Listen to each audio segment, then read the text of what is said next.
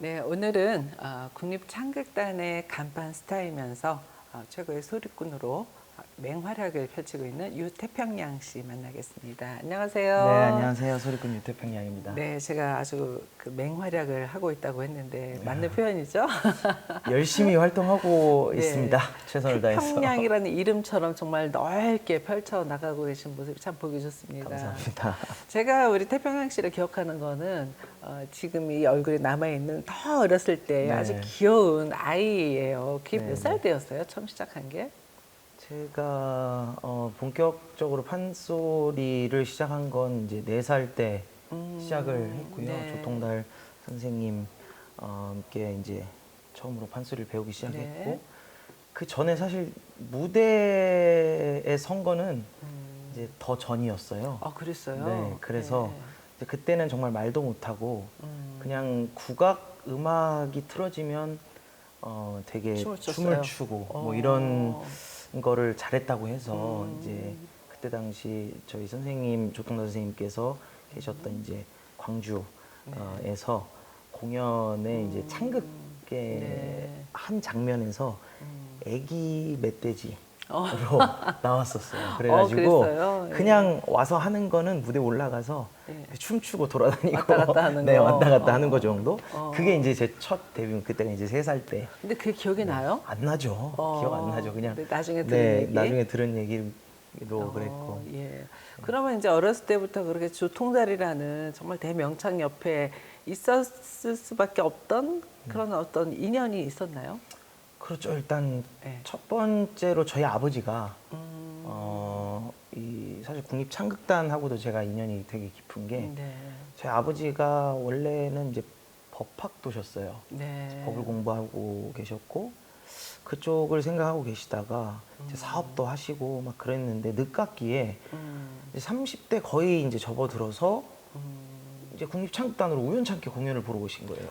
그때 당시 이제 저의 이제 조통달 선생님께서 이제 국립창극단에 계셨을 때 네. 그때 이제 배비장전이라는 선생님 배비장 역할을 맡으셔서 배비장전이라는 공연을 하고 있을 때였는데 우연찮게 저희 그걸 아버지가 보러 그걸 오셨다가? 보고 오신 거예요. 네. 그래가지고 이제 국악에 판소리에 빠지셔가지고 아 내가 판소리를 배워야겠다 해서 이제 아빠가 어떻게 먼저 해서 배우시고. 이제 조통달 선생님께 아버지가 이제 들어가게 그러게 됐죠. 되고.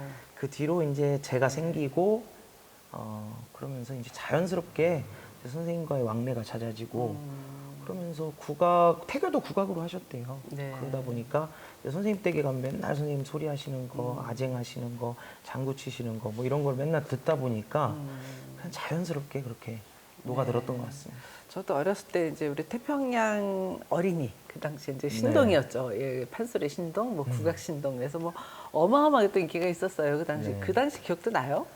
그렇죠. 어렴풋이라도? 어렴풋이 나죠. 뭐 너무 어렸을 때는 아니더라도 뭐 이렇게 초등학교 때를 보면 참 그때 어렸을 때는 참 뭘 잘 모르잖아요. 네, 네. 그냥 사람들이 좋아해주고 관심 가져주고 이런 걸 되게 좋아했던 것 같아요. 근데 그러다 보니까 학교에서도 이제 뭐 선생님들이 맨날 이뻐해 주시고 근데 가장 기억에 남는 게 목소리가 너무 크다 보니까 초등학교 때 담임 선생님께서 너는 목소리만 줄이면 성공할 거야 이렇게 말씀하셨던 것도 기억나고 그리고 어렸을 때 이렇게 길 지나가다 보면 제가 또 머리가 그때 당시 긴 머리가 이렇게 길었었거든요. 맞아요. 귀여웠어요. 홍지머리가 이렇게 네, 있어가지고 그래서 어렸을 때 이렇게 길 지나다니다 보면 사람들이 다 알아보죠. 다 알아보고 예.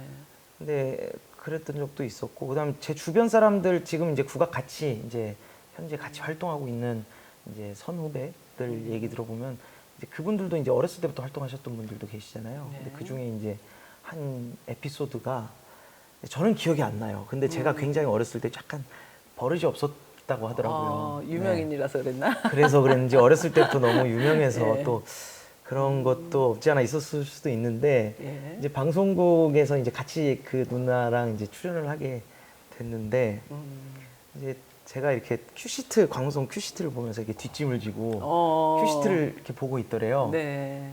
그래서 이제 그 누나가 이제 와서 너 누구니? 이렇게 물어봤는가 봐요. 네, 네. 그랬더니 제가 이렇게 딱 보면서 나 몰라요? 이러더래요. 그래가지고 아 제가 정말 그랬을까. 근데 그 누나가 그렇게 얘기를 하니까 없는 말을 야 하진 너가 않았을 옛날에 거고. 그랬었다. 자기가 너무 선명하게 기억이 난대요. 어. 초등학교 때였는데. 네. 그래서 그 말을 듣고 좀 충격을 먹었었는데 뭐 스타 기질이라고 봐야죠, 뭐. 근데 지금은 절대 그러지 않죠. 네, 어렸을 알죠. 때니까. 네. 네. 사실 이제 어렸을 때 기억을 이야기하면서 사실 우리 태평양에 대한 기억보다는 아버님에 대한 기억이 네. 참 커요, 저는. 그래서 그렇죠. 정말 지금으로 따지면 사실 그게 이제 매니지먼트였던 거예요. 네. 근데 그때만 하더라도 사실 이렇게 매니지먼트는 연예인들, 네. 그런 대중 가수라든가 뭐 배우라든가 이런 분들한테만 사실 이제 개념이 있었는데 네. 아무래도 이제 아이랑 같이 다니다 보니까 부모님이 챙겨야 되고 근데 그냥 일반적인 부모님을 넘어서는 전문적인 매니지먼트를 하셨던 게 아닌가 싶어요. 맞아요. 그래서 제가 사실 오늘 그 책을 갖고 온다는 걸 깜빡했는데 아버님께서 저한테 책을 하나 주신 게 있어요. 그래서 소리하는 아이, 장난치는 아빠. 네. 맞죠? 예, 그래서 맞아요. 그 책을 받아서 굉장히 감명 깊게 읽었고 그러니까 정말 이 국악에 대한 애정 그리고 이제 자제분에 대한 애정이 정말 넘쳐났던 것 같은데 네. 그러다가 이제 유학을 갔잖아요. 네. 아프리카로 갔어요 그 당시에. 네. 그게 좀 의아하기는 했어요.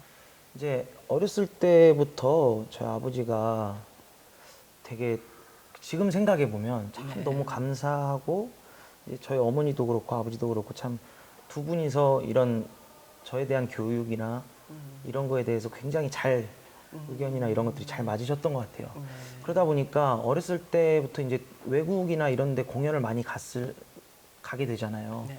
이제 정말 많이 이제 외국을 돌아다니다 보니까 저도 그런 거에 자연스러워지게 되고 이제 외국에서 이렇게 생활하는 거에 있어서 되게 뭐 낯설지 않아 하고 어린 네. 아이인데도 그러다 보니까 자연스럽게 그쪽의 문화 이런 게 이제 눈에 들어오게 네. 됐던 것 같아요. 네. 그러다 어느 날 이제 인도로 이제 공연을 갔었을 때였는데 거기서 이제 길거리에서 음악 하시는 이제 버스킹처럼 하시는 분들을 보고 제가 지나가는 말로 아 나도 저거 한번 배워보고 싶다 이렇게 얘기를 했나 봐요. 근데 이제 아버지께서 안 그거를 놓치셨구나. 절대 놓치지 않으시고 언젠가 한번 근데 그때 그분들이 이제 타악 연주를 하고 계셨거든요. 이제 인도 타악기 전통 타악기를 연주하고 계셨었는데 아버지가 그 얘기를 들으시고 언젠가 한번 어차피 한국에서도 이제 국악 타악기를 많이 배우고 어렸을 때부터 했었으니까 언젠가 한번 시켜봐야겠다 싶은 생각이 드시더래요. 그래서 이제 그 이후로 한국에 들어와서 드럼을 배웠어요. 네. 그래서 드럼을 배우면서 한 2, 3년 정도 드럼을 꾸준히 배우다가 이제 우연찮게 이제 아프리카를 가게 된 계기는 아버지가 이제 타악기를 얘를 가르쳐 봐야겠다 싶었는데 기왕 타악을 배울 거면 원초적인 어떤 그 리듬을 가진 그 타악 리듬의 어떤 조상격이라고 할 수 있는 아프리카를 한번 보내보자 이런 생각을 하셨대요. 그래서 아프리카 어디로 가셨던 거예요? 아프리카 이제 남아공, 남아공. 케이프타운 쪽으로 네. 최고의 또 장소로 가셨네요. 그랬죠. 정말 예. 제가 지금 가면 더 즐길 수 거기가 있었을 지상 테고 낙원이라고 하더라고요. 저는 너무 안 좋습니다. 가봤는데. 네. 근데 물론 뭐 거기 가서 힘든 점도 많았고 일단 첫 번째가 이제 언어적인 거 그리고 음식은 워낙 또 제가 여러 가지 잘 안 가리고 잘 먹는 보시다시피 네. 네. 먹는 편이기 때문에 음식은 별로 그렇게 걱정을 안 했는데 이제 언어나 아무래도 친구 사귀고 이런 것들이 처음엔 되게 힘들더라고요. 근데 네. 그래도 이제 한 4년을 있다 보니까 되게 많은 걸 보고 느꼈고 이제 언어도 뭐 굉장히 잘 하시죠. 그렇죠. 이제 4년 네. 있다 보니까 아무래도 그때 당시에는 예. 한국말보다 영어가 편했어요. 그렇죠. 네, 예. 왜냐하면 한참 이제 5학년 사춘기 시작할 때 이제 외국을 가다 보니까 네. 한국의 어떤 정서보다는 이제 그 나라의 정서에 조금 더 길 들여졌던 것 같아요. 그때 당시에. 네. 이렇게 좀 더운 관계로 네. 좀 이제 의상을 옷을 좀 바꿔서 벗었습니다. 진행하도록 하겠습니다. 제가 바로 이 공간 국립극장 해오름극장에 이제 6월에 재개관을 했고 재개관 기념 공연으로 이제 귀토라는 작품을 했어요. 네. 여기 와서 제가 깜짝 놀랐어요. 막 저렇게 날씬한 자다가 누군가 그랬더니 우리 태평양시더라고요. 지금 예. 네 휴가를 가면서 굉장히 네. 살을 좀 많이 찌웠습니다. 아, 휴가는 이제 쉬어야 되니까 네. 작품 들어갈 때는 또 빼고 벌크업을 했죠. 네.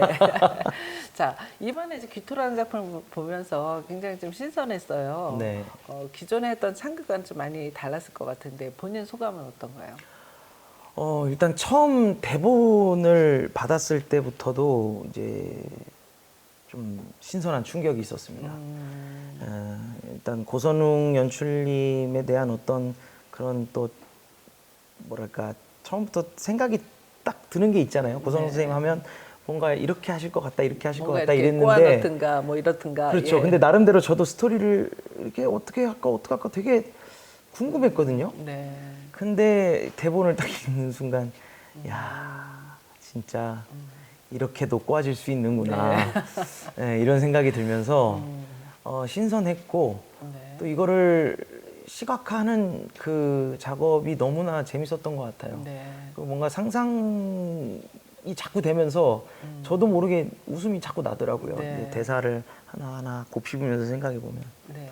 네. 그래서 대사도 대사고 소리도 소리지만은 이제 그런 그 이제 발림이죠. 네. 그런 발림이라든가 모션이라든가 이런 것들이 굉장히 그 자라가 가지고 있는 이미지를 좀 바꿨다는 생각이 드는데 이런 걸 누가 다 짜주는 거야? 아니면 본인이 좀 많이 이렇게 또 연구를 하시나요? 일단 기본적인 이제 물론 배우들이 각자만의 어떤 생각과 상상력을 갖고 이제 연습에 들어가긴 하지만 네.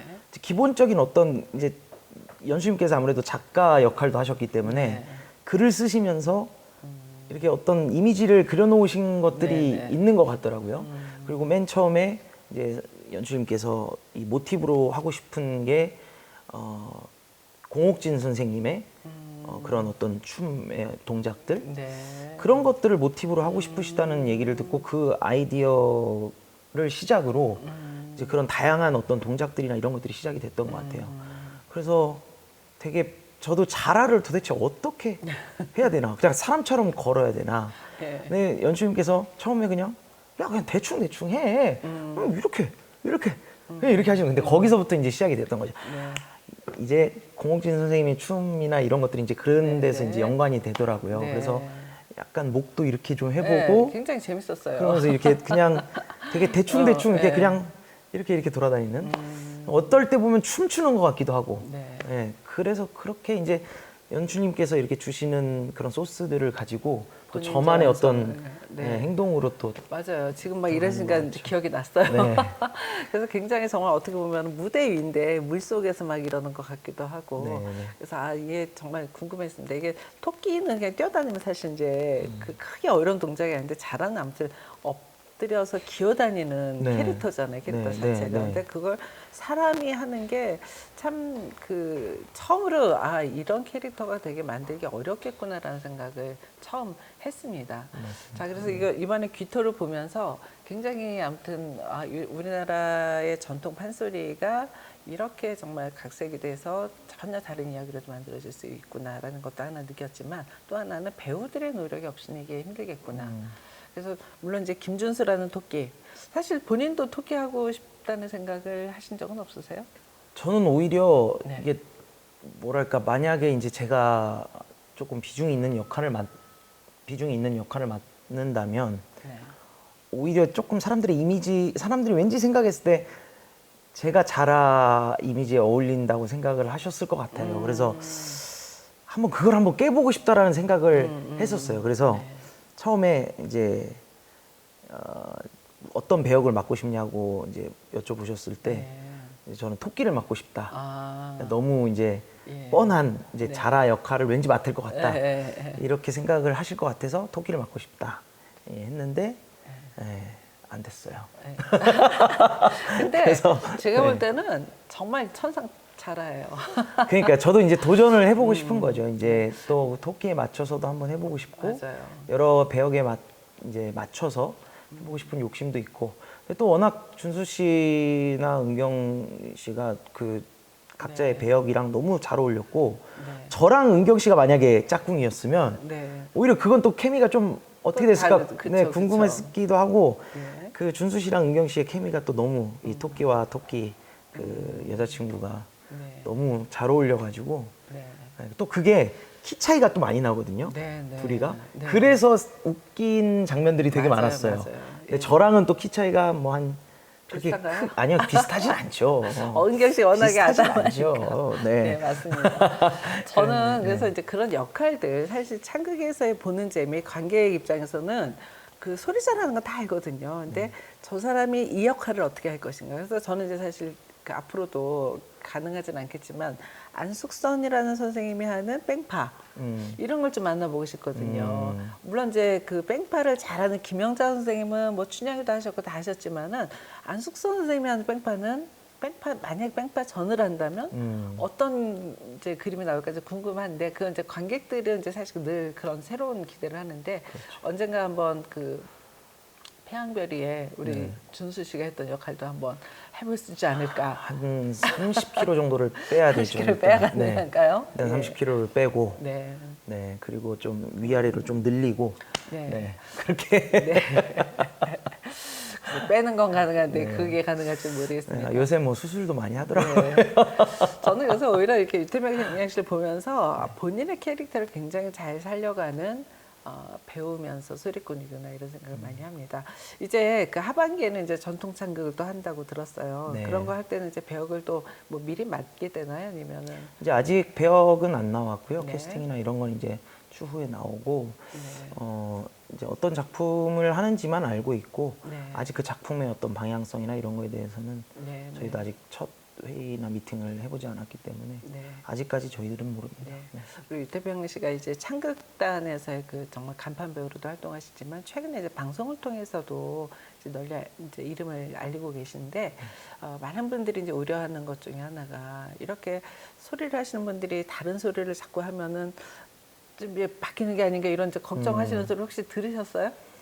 그렇죠. 그런 네, 걱정도 많이 듣고 네. 그렇기 때문에 저는 더더욱이 그런 어떤 이 뿌리를 잘 내리고 있어야 된다라고 생각을 해요. 네, 네.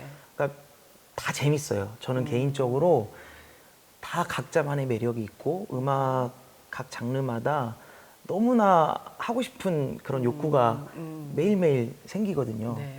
판소리도 재밌지만 그렇게 다른 방송에서 어떤 다른 장르의 음악과 같이 이렇게 콜라보하는 것도 너무 재밌고 그러다 보니까 이제 여러 가지를 하게 되는데 매번 전통만 하다 보면 언제는 또 다른 장르가 되게 목마를 때가 있고 네. 또 반대로 왜 우리도 외국에 나가면 김치가 더 먹고 싶다고 네, 하는 네, 네. 경우가 있잖아요.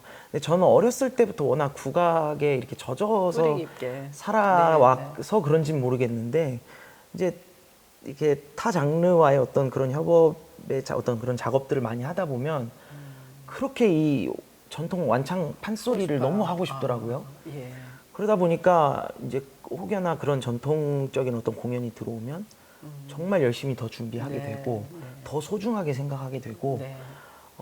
그렇게 되는 것 같아요. 그러다 보니까 저는 아마 그래도 끝까지 전통은 절대 놓지 않아야겠다라는 어떤 그런 네. 생각을 항상 네. 가지고 있습니다. 사실 이제 어떻게 네. 보면 아직 굉장히 젊은 청년 예술인이잖아요. 네. 청년 예술인으로서 앞으로 우리 전통음악, 특히 판소리가 나아갈 방향, 또 더불어서 우리 창극단의 아주 중요한 그 이제 중심을 잡고 있는 분으로서 창극, 판소리와 창극이 어떻게 대중들에게 어필됐으면 좋겠다라고 생각하는지 끝으로 말씀 좀 부탁드릴게요.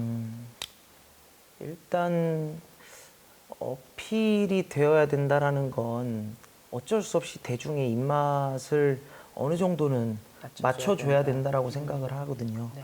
그러니까 너무 우리의 어떤 좋은 점만을 고집하는 것보다 이제 조금은 대중들이 뭘 원하는지에 대한 관심을 많이 가져야 될 것 같고 특히 이제 저도 스스로 매번 생각을 하는 게